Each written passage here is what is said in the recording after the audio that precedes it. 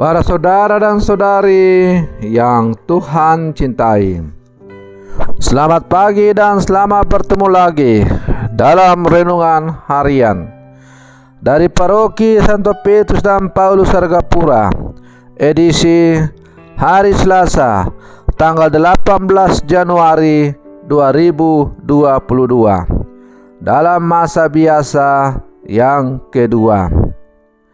Mengawali hari yang baru ini, kita hendak mendengar dan merenungkan sabda Tuhan.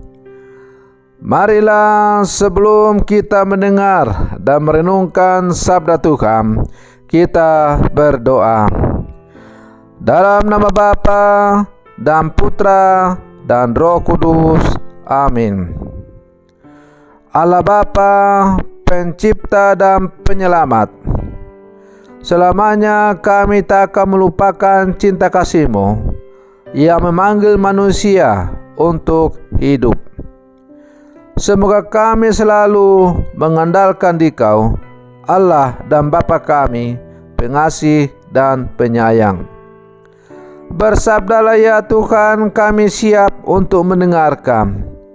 Semoga sabda-Mu yang hendak kami dengar dan kami renungkan untuk mengawali hari yang baru ini sungguh semakin menghantar kami untuk semakin dekat dengan Engkau.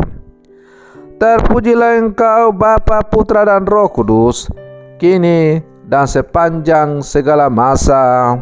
Amin.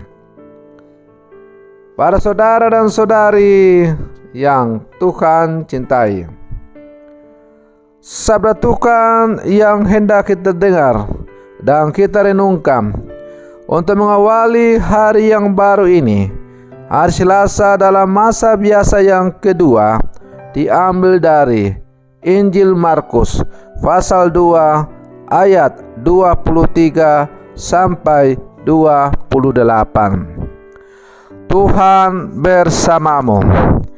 Inilah Injil Tuhan kita Yesus Kristus menurut Santo Markus. Pada suatu hari Sabat, Yesus berjalan di ladang gandum, dan sementara berjalan, murid-muridnya memetik bulir gandum. Maka kata orang Farisi kepada Yesus, "Lihat, mengapa mereka berbuat sesuatu yang tidak diperbolehkan pada hari Sabat?" Jawab Yesus kepada mereka, "Belum pernahkah kamu baca apa yang dilakukan Daud ketika ia dan para pengiringnya kekurangan dan kelaparan?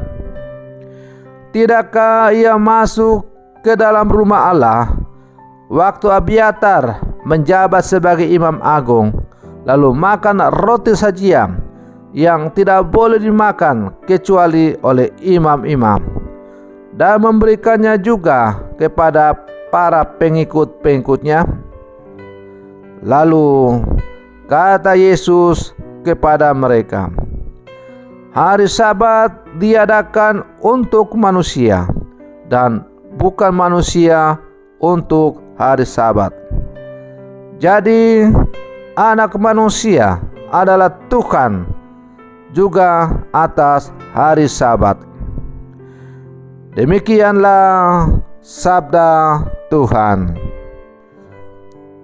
Para saudara dan saudari yang Tuhan cintai, ketika wabah COVID-19 mulai melanda sejumlah daerah dan negara di pelbagai belahan dunia, termasuk di daerah kita di kota Jayapura, maka untuk memutus rantai penyebaran COVID-19 itu, maka diadakan atau masyarakat dihimbau agar tetap tinggal di rumah saja. Program di rumah saja ketika pandemi COVID-19 memberikan banyak sekali pengalaman rohani. Salah satu yang mendasar antara lain, banyak orang menemukan makna di balik rumah saja seperti Sabat dalam Injil. Di rumah saja bukan persoalan berhenti bekerja, melainkan semakin menemukan dan merasakan sapaan Allah secara personal. Orang tidak sibuk dengan pekerjaannya, tetapi mereka mengerti bahwa dalam kebersamaan dengan Allah, kita bisa melihat dan melakukan banyak hal baik bagi orang lain. Pada hari Sabat, Yesus juga menemukan apa yang dibutuhkan oleh orang-orang yang menderita. Para saudara dan saudari yang Tuhan cintai, namun orang Farisi membuat hari Sabat menjadi belenggu yang membatasi ruang gerak. Oleh sebab itu, Yesus menunjukkan bahwa Sabat merupakan karunia Allah yang dirancang sebagai hari istirahat dan hari ibadah. Bila Yesus dan para murid beraktivitas pada hari Sabat, ia tidak bermaksud melanggar hari Sabat. Ia juga tidak sedang mengajar para murid melawan hukum Sabat. Yesus menjadikan karyanya sebagai bukti bahwa Anak Manusia adalah Tuhan atas hari Sabat. Dalam peristiwa makan di ladang gandum dan penyembuhan orang, Yesus mengembalikan arti Sabat yang sesungguhnya. Para saudara dan saudari yang Tuhan cintai, hari Sabat hendaknya mendatangkan berkat, bukan menjadi belenggu. Sabat menjadikan manusia makin menyadari hakikat diri dan memahami bahwa Allah adalah seempunya hari Sabat. Manusia mesti menjadikan hari Sabat sebagai hari yang penuh berkat dan membagi berkat. Berkat belas kasih bagi yang sakit, makanan yang bagi yang lapar, dan pembebasan bagi yang tertindas. Memaknai Sabat sebagai hari perhentian berarti menyediakan ruang bagi Allah untuk menyatakan karyanya dalam hidup kita. Juga ruang bagi kita untuk menemukan kepekaan terhadap sesama. Dan dengan demikian kita diajak untuk keluar dari kesempitan cinta diri untuk membagikan belas kasih kepada sesama yang sangat membutuhkan.